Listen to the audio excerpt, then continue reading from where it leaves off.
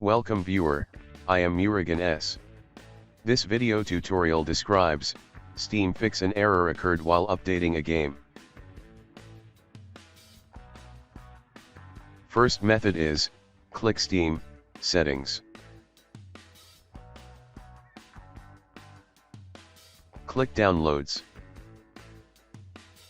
Click Clear Download Cache. Click OK.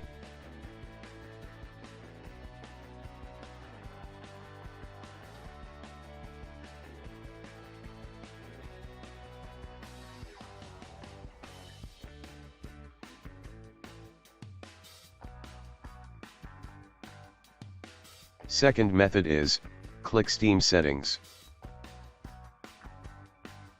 Click Downloads. Click Steam Library Folders.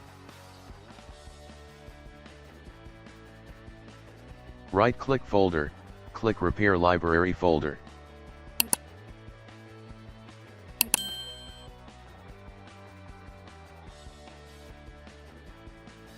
Click Close, OK.